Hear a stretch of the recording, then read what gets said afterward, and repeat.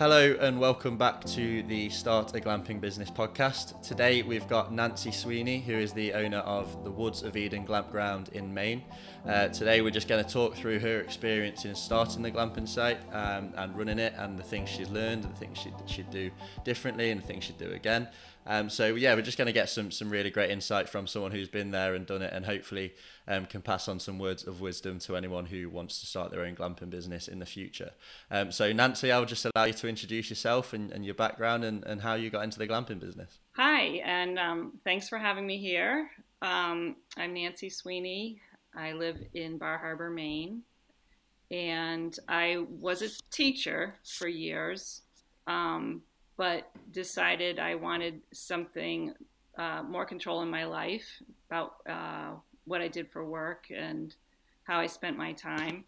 So I started getting into the glamping business through a friend of mine who owns a campground.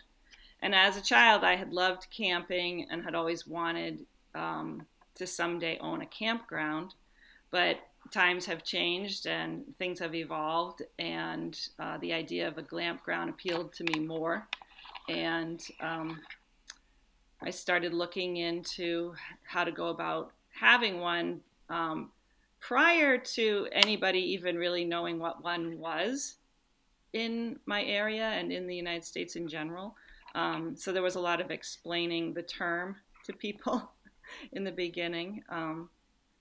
But that's the idea, I guess, was born out of wanting a campground and then realizing that a glampground would be more suitable to me. Yeah, I'm well used to having to explain what glamping is to people when I describe what my job is, so you're not alone on that one.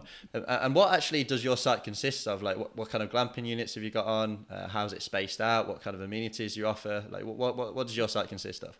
Well, I have 24 wooded acres, and of that, I probably developed about 3 of the acres with 6 glamping tents.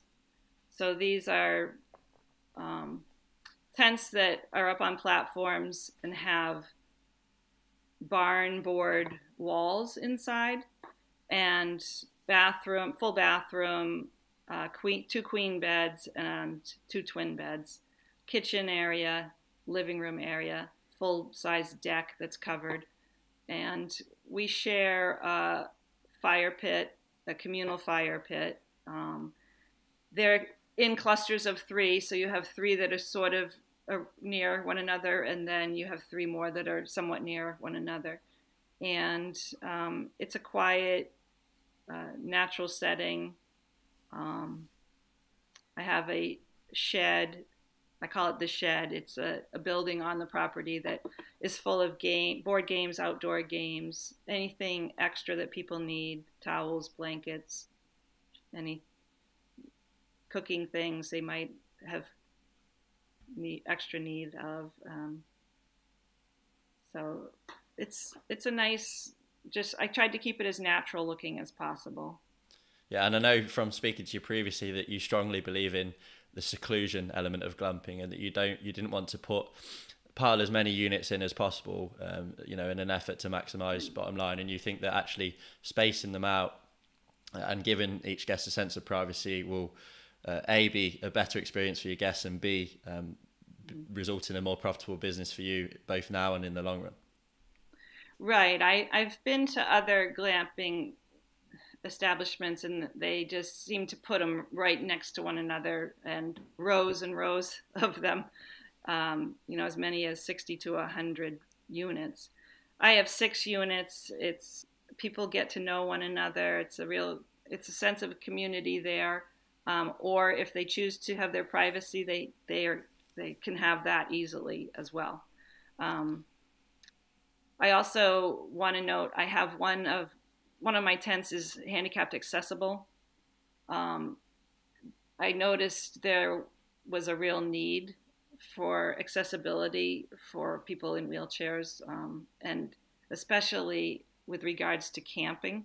It's something that I've had people tell me I never thought I'd be able to camp again, and I was so excited to find your site and to be here and to be camping. So I like to make sure I mention that because I want to get the word out to people who need that accessibility.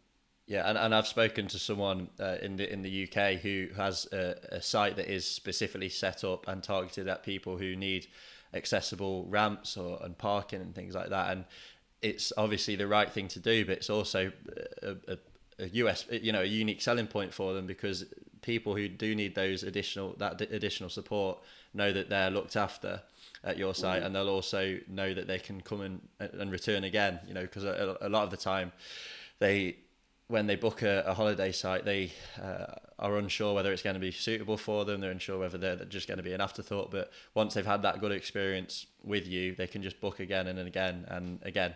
So it's the right thing to do, but it's also good for the bottom line too.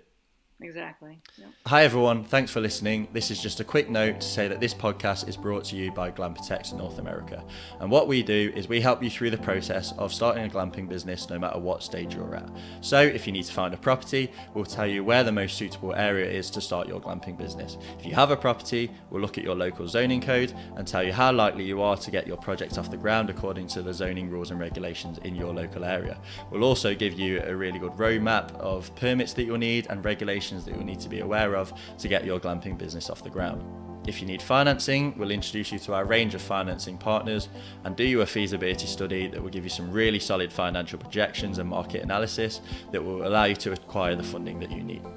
If you need glamping units, we'll talk you through your options and introduce you to one of our trusted manufacturing partners to ensure that you're looked after throughout the whole process.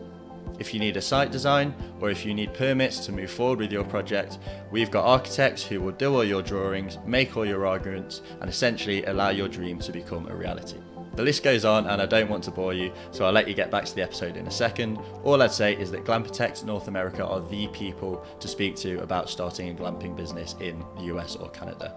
So if you're even thinking of starting a glamping business, just get in touch with us at contact@glamptech.com or 646-586-2330.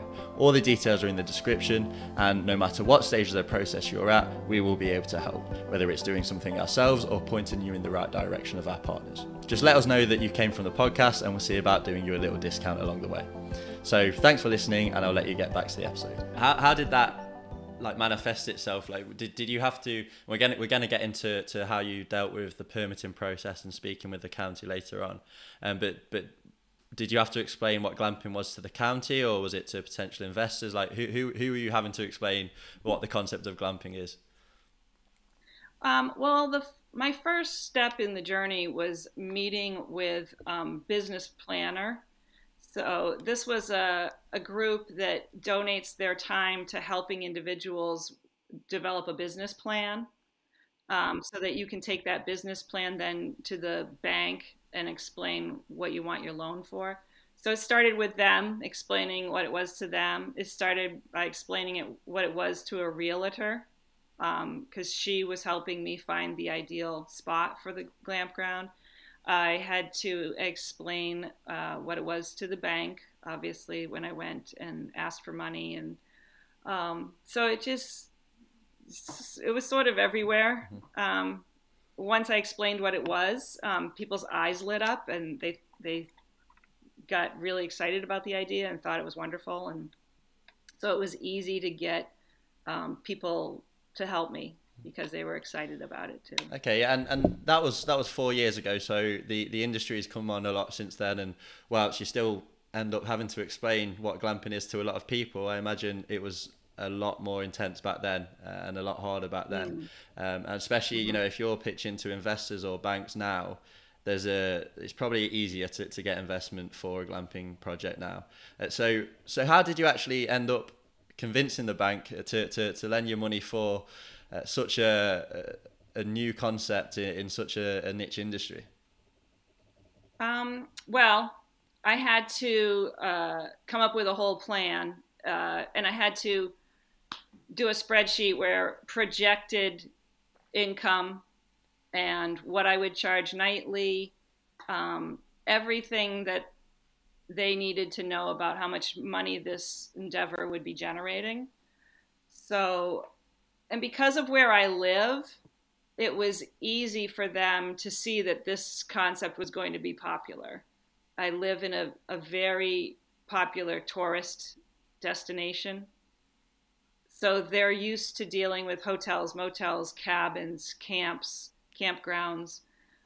So they were familiar with the industry and what you can charge per night. And so once I drew up my costs and then profits, they looked at the sheets and the numbers and were eager to loan me money at that point. That's great. And so moving from one aspect of starting a glamping business, which is tricky, and that's acquiring funding, to one that's arguably even trickier, the permitting process. Now, we've spoken before about your glamping site, and you said getting a permit for your glamping build was tricky, and it's quite a long process. So I'd love for you to just discuss with us a little bit more about that and how you found that process. Well, it may be unique to Maine, and it may be unique to my area, but there were certain towns that didn't allow camping at all. So the first hurdle was defining what the glampground was, because some town code enforcement officers viewed it as a campground. Other towns viewed it as multiple housing units. So the requirements there were, well, you have to have 10 acres for every tent. Some towns viewed it as a campground, and some of the towns in my area don't allow campgrounds. So finding the property was tricky because I had to be in the right town. It had to be defined properly because I didn't want to have 10 acres for each little unit. And then I had to make sure that the land was zoned properly. So in my case, it had to be commercially zoned.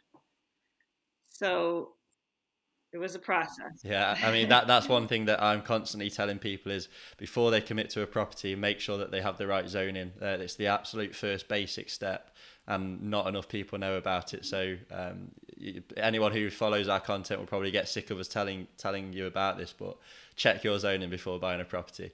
But I won't bore people about that anymore in this episode. But so I will say I didn't buy the property until I had everything approved. Yeah, and we'll discuss that in a second. But in terms of the actual the permitting process, what sort of did you have to submit any architectural designs? Did you have to just do drawings, written statements? Like what was the process involved in acquiring that permit? Well, it was more than really a permit. It was I had to get planning board approval. Mm-hmm. So in order to get planning board approval, you have to go through a very long process of checklists of things that they want. Everything from the site plans to where the lights on your trail are going to be, how much light those lights are going to illuminate, where your signage is going to be, things like your septic design, water runoff, road access, impact on the neighborhood, just a litany of things that you have to address. And initially you go in front of the planning board, and the neighbors, that's people that abut you, are allowed to attend that meeting. They have lots of questions, they have input, they can put up a fuss if they want, or the members of the planning board will ask questions, and then you have a chance to then go back and change things or fix things or rearrange things, and then you go back again in front of the planning board, and this time it's a public meeting with everybody in the town. Anyone in the town can attend, and then if you get all your boxes checked, then the planning board approves you. And so it was after that I bought the property. Yeah, and the process, the exact process varies from county to county and city to city, but generally that's a common theme, is a lot of hoops to jump through.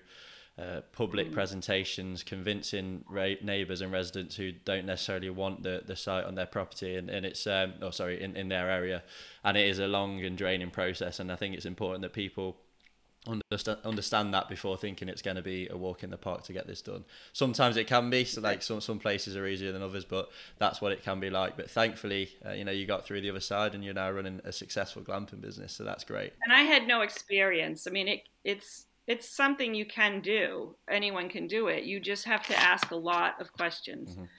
I wasn't a builder. I had never even built a house before doing this. So the first question I was asked by the site development person was, so you want to be a developer? And I said, yeah, I guess I do, because I hadn't really thought of this as a development, but it really is. It's just as entailed as... Well, it's a commercial development at the end of the day. I think there's a misconception that glamping is a bit of a small time thing because it's in such a niche of an industry, and because it's connecting with nature and everything like that. But at the end of the day, it's a commercial enterprise, and you need to get the commercial the same approvals that you would need for a commercial enterprise. So don't go into this process thinking you're just going to be able to set up shop and it's going to be easy. So that's really important to reiterate. You mentioned a couple of times there that before you committed to the property, you made an offer subject to getting approval with the planning board. Now that's a smart tactic because it meant that you weren't going to spend, I don't know how much you spent on the property, but however much you spent on the property for no reason. The worst case scenario would be you bought the property only to get your application rejected. So you made an offer subject to permitting, and I'd just be interested to know how you went about that, like how you spoke to the landowner, how you convinced them to go along with it, and obviously it worked out all right in the end. But it's definitely something that prospective site owners might want to consider. So I'd love to hear how you went about doing that. Honestly, I just was very lucky. So the piece of property that I was looking at, someone had tried in the past. The owner had tried in the past to put up condominiums. And the neighborhood fought him in court and won. And then they tried to put up individual houses and they were fought again. The neighborhood fought them again and won. And so by the time I came along, nobody really wanted that property because it had gotten a reputation for being impossible to develop. So one of the things I did was I went to the people in the neighborhood and talked to them about what my plans were. And they were in agreement that that was okay. Like they thought, well, this is better than a development or condominiums. So I sort of got their verbal agreement that they wouldn't fight me on the development. And the person selling the property was eager to get rid of it because he knew he couldn't develop it. So he was willing to wait. I think it was probably 5 or 6 months wait time before the sale went through. Yeah, and it shows it's always worth asking. Don't assume that people are just going to want an upfront sale. So that's definitely a tip to pick up on. So moving on from the setup process to what it's like on the day-to-day, what's it like operating a glamping site on the ground? I tried to make it as easy for myself as possible. So there's really no check-in process. I don't need to be there. People come, they find the tent that's theirs, and they just move in. That's also the idea of having the shed there with extra things. If people need them, they can help themselves. People are fascinated by that concept, I think, because so many people come from places where everything's locked up and nothing's free, and they go here and it's everything's just open, nothing's locked, everything's accessible, the firewood's free, there's extra propane for the grills, anything, if they need extra towels, they're there. So my main job is just to support the cleaning crew. So I go in every day, I make sure we have everything that they need to do their jobs. and the linens are put away and organized. The fireplace area is cleaned up. I really don't do a whole lot. Today I had to fix a broken shower handle. Glamorous. But other than that, I have a wonderful cleaning cleaning crew that does all the hard work for me. Um, I'm just really there to support them and make their jobs easier. Yeah, and my co-founder of Glam Protect North America, Callum, he's got his own glamping site in the UK, and the one thing that they got wrong initially is they hired the wrong people to manage the site, and they had to look hard to find the right person to manage the site, and that has been you know, they have to pay slightly above the rate that they were paying previously, but once they found the right staff, the investment was repaid multiple times over, just because it created a better site for the guests, and it also caused the owners less hassle. They knew that they could just leave the site manager to it, and everything would be okay, and they wouldn't have to be fielding calls at 3 o'clock in the morning with panicking guests. So if I would 100% reiterate that from my experience, that finding the right staff is absolutely crucial. It is. It is. Cool. Yeah. And so when we spoke last time, we discussed, I think, something that you would have done differently if you were to start a glamping business all over again, or if you were to relive the journey again. And you're in an area with very high nightly rates, and you said that when you first opened your doors, you were charging a nightly rate that you eventually increased. And I was just wondering, I appreciate you. You know, this is 4 years ago. You probably can't remember, but just like how much you increase your nightly rates by over time, and whether you, because I'm sure you were a little bit nervous to raise the rates as well, and whether you experienced any pushback, or it's just contributed to you know, even more revenue and very little pushback.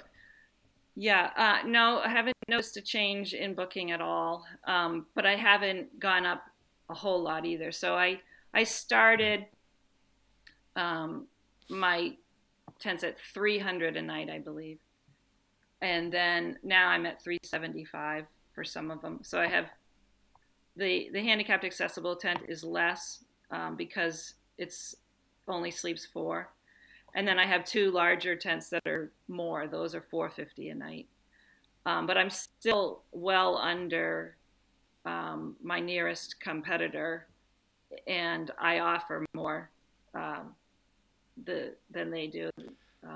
You have to make your own beds at theirs, and my beds are made, and I have kitchens, they don't. But they are about, well, the last time I looked, which was last summer, they were 500 something a night. So I'm not ready to go that high. I probably could, but I'm still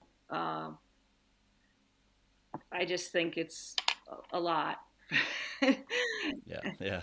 Well, that's the glamping industry, and especially when you're in a location like that. Like, the glamping industry is renowned for being able to charge high nightly rates, but your area is particularly high, which is great business wise. So can't have any complaints about that. So usually, to round this off, we have a regular segment. It's just me asking you one question to round things off. So I'm going to ask you it now. Are you happy with your decision to start a glamping business? Absolutely. The best decision I ever made. So and I don't it's just gone so well. I've been very, very fortunate, and yeah, it's been a great experience, and I look forward to the beginning of every season. So enough said. So if guests wants to, if their listeners want to book a stay at your site, how can they go about doing that?